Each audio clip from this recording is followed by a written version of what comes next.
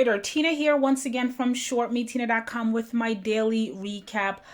Today is Monday, so happy Monday or Manic Monday, whichever it is. I hope everyone had a safe and fun and enjoyable weekend. We're back at it today. Again, today is Monday, April 29th. There is now one trading day left in the month,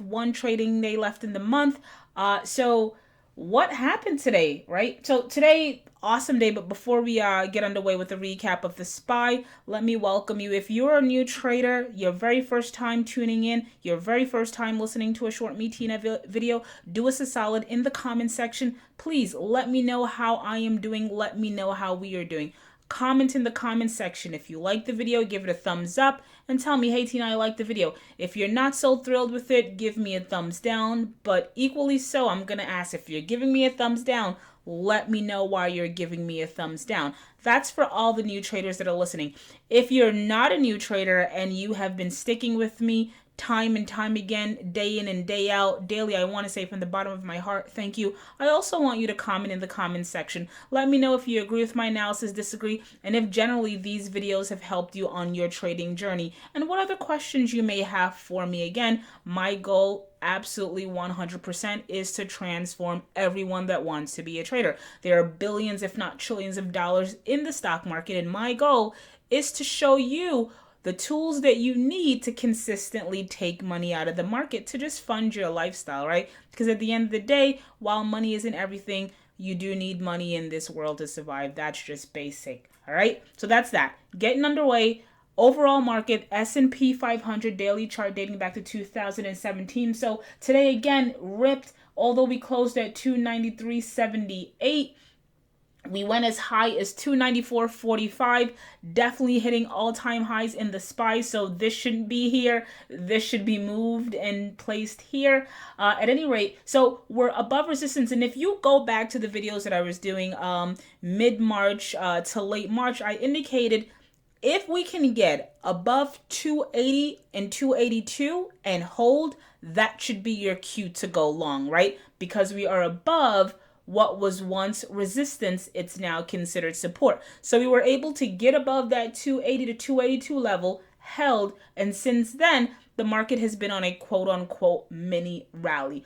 Today we topped out at 294.45, pulled back to close at 293.78. What do I see going forward? Like for me, I want a summertime rally, right? So around May, June, all the way to September, October, I want the markets to rally. And based on the chart, I do see the SPY hitting around 316. For that to happen comfortably, in my opinion, we need to have a pullback, right? I know no one likes a pullback, but we need to have a pullback. Why? Pullbacks will provide you with better trading opportunities. For me, a lot of stocks are extended. You do have bargains here and there, but for the most part, again, I would like the SPY to pull back, have some stocks pull back so folks can enter, and then the trajectory of this uptrend can continue again in a comfortable fashion. So I'm going to recap really quickly. We're above 280 to 282. Great. Today we took out all-time highs. We made new all-time highs in the SPY.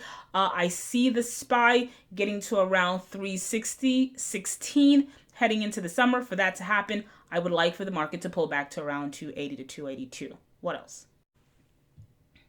IWM daily chart. So again, inverted head and shoulder bullish chart pattern. We have not traded above 160 around here dating back to October. So that's about 6 months of trading under resistance. We can call that 150 to 168. The upper end comes in at 160. Obviously, we've traded between 158 and 159. Today, we went as high as 159.61.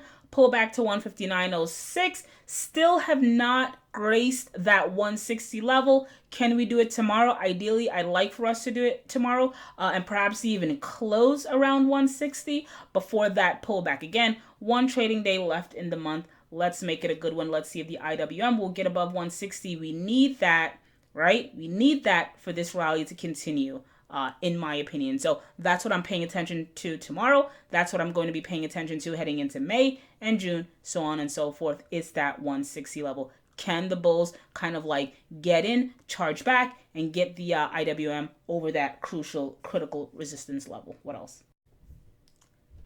All right, so I talk a lot, before I get into this next video, I talk a lot about ending of the quarter, ending of the month, ending of the year, ending of the week, etc. Because I think it's super important to use those sort of periods to analyze and review your trading performance.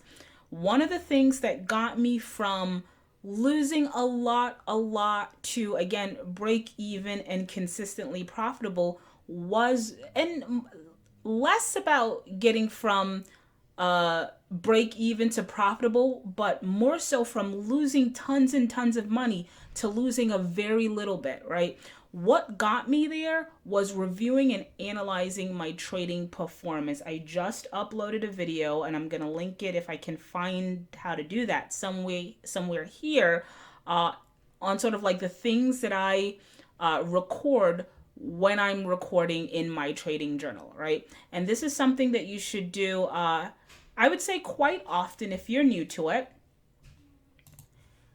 Again, quite often if you're new to it, and as needed once you get a hang of it and you start to see sort of like patterns and trends emerge. So again, I'm going to link that video somewhere. You can utilize our journal. You can use what I record to make your own. It doesn't have to be fancy. The point is just record all of your trades. Trust me on this one. It might be a little bit tedious in the beginning, but it will help you so much if you're serious about making money in the stock market. If you're not and you look at it as a casino, you just want to gamble, be my guest, do what you need to do. However, if you're really frustrated, you're tired of losing, you see everyone, not everyone, but you see folks actually making money online and consistently doing it, you hear about all these trades, etc., then do yourself a favor and just start recording your trades. I guarantee you, trends and patterns will begin to emerge. And so what I'm going to do with the first half of our recap today is I'm actually going to go over the trades that we've taken thus far in the premium member community, right? We are long IWM. At one point, we had shorted the SPY. Now what you're looking at is ticker ZTS. It's a new trade idea that I released to anyone that's subscribed to my emailing list. So if you're not on that list, then head on over to ShortMeTina.com and become a member. This was a trade we took in the premium member community. We were able to get into the trade around here in the low 90s. And so sitting here at 101.26, as I stated, clearly above its short-term resistance area, right? You can see it here, 2018, broke through that trend, pulled back. We caught the stock on the pullback, and right now is trading above this trend. And if you look at a longer term chart, this is actually trading at new 52-week highs. So sitting here at 101.26, granted we might have a pullback, but I see this kind of topping out or getting at least to why am I saying $1?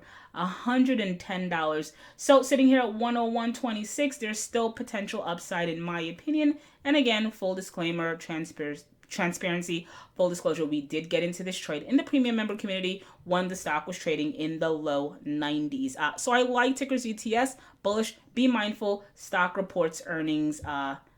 When is it? The company reports earning, I want to say in the next couple of days. So be mindful of that. What else?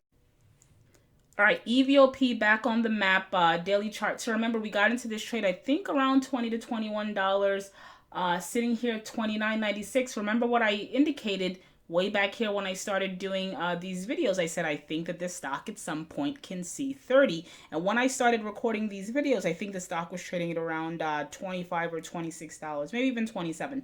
So most recently, we went as high as 3065 before pulling back, closed at 29.96. Still bullish on ticker EVOP. Full disclaimer, again, was a trade we took in the premium member community. What else? And then we have ticker ZNGA daily chart. So remember, full disclaimer, full disclosure, we got into this trade in the premium member community when the stock was trading in the low to mid threes. Sitting here at 553. Most recently, we went as high as 565. I am still bullish. I see $6 on the horizon. So definitely put ticker ZNGA on your radar, on your watch list. What else? And then we have Disney, ticker DIS, daily chart dating back to 2017. So remember, stock was trading in a channel. We went long in the premium member community when the stock was trading in the low 100s. gapped up. I had a projected price target of around 150 before topping out. Disney came in at it went as high as 142.37 today, pulled back to close at 139.30.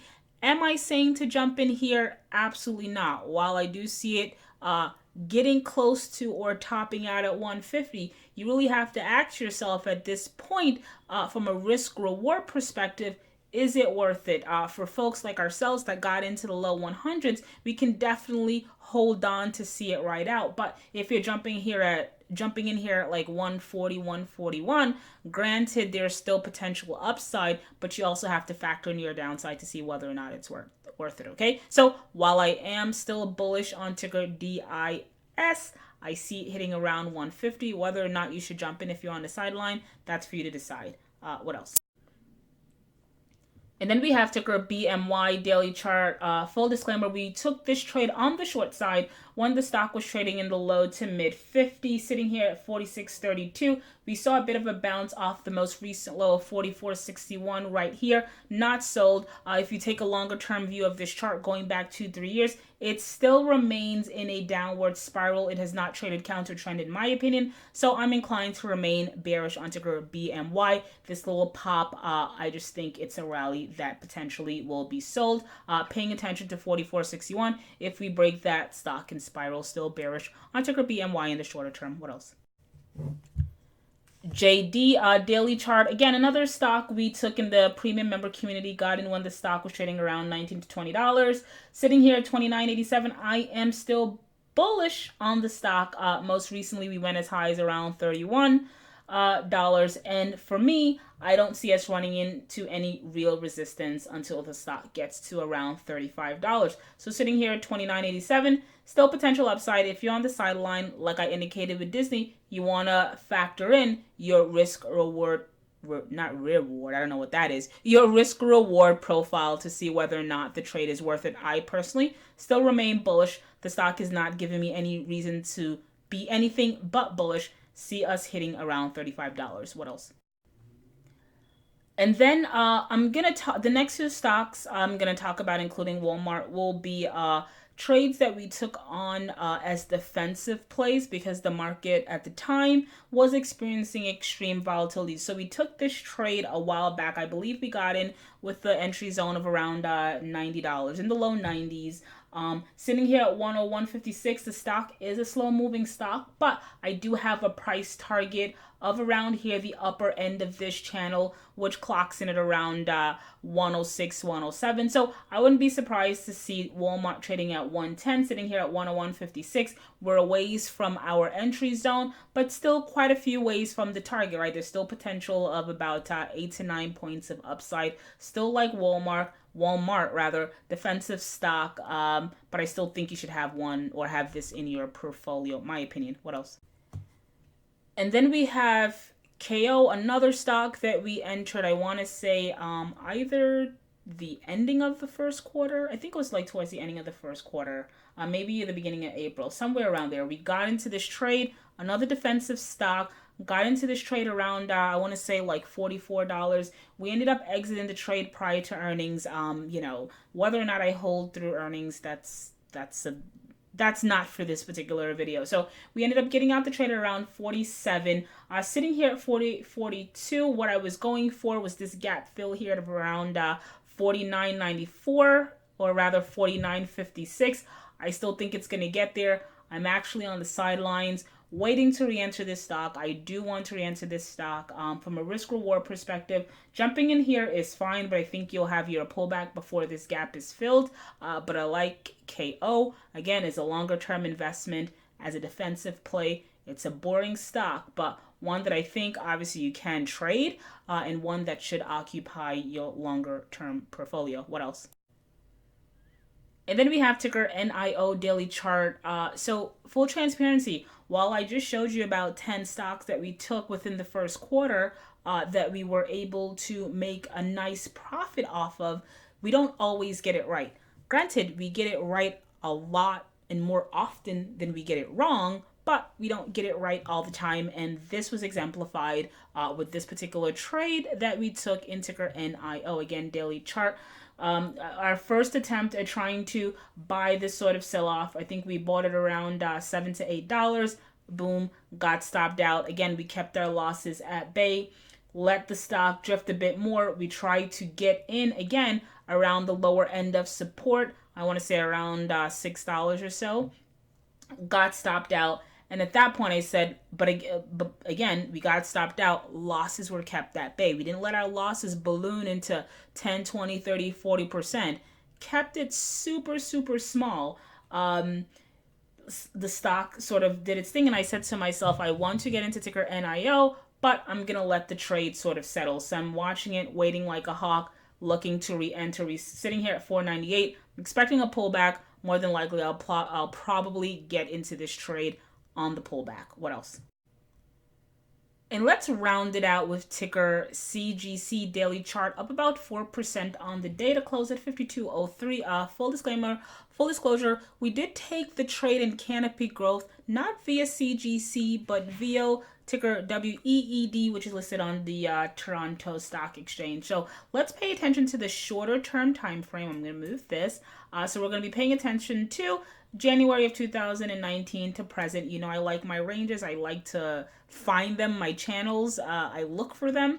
And in my opinion, CGC, dating back to January, has been trading within a channel. The lower end of that channel comes in at around $40. The upper end comes in at around 50 to 51. So sitting here at 52.03, we're kind of slightly above resistance, at resistance. And if you trade channels, what that tells you is, granted, you might have a little bit of an overshoot, but more than likely you're going to see CGC pull back. I'm hesitant to say that, but if you trade the channel, how I would trade this channel would be obviously to short when it gets to resistance. I'm not saying to short right now. I mean, we are talking about a marijuana stock and a good company at that.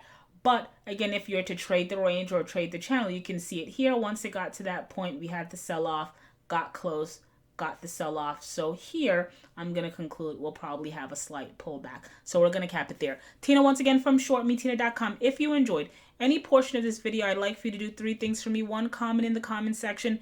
Thumbs up, thumbs down. Do you like the video, dislike the video? Let me know why. Comment and engage. Secondly, if you enjoyed this video, I do daily recaps Monday, Tuesday, Wednesday, Thursday, Friday. If you head on over to our YouTube channel at ShortMeTina, hit that subscribe button, turn on notifications. This will ensure you will never, ever, ever, ever have to guess when I upload a video. Boom, you will automatically be notified. And lastly, I've been trading for well over 13.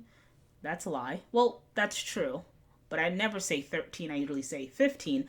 I've been trading for well over 15 years. If you think you can learn anything from this stock market veteran, then head on over to ShortMeTina.com, sign up, become a member. Thank you for listening, and as always, thank you for the support. I will see you.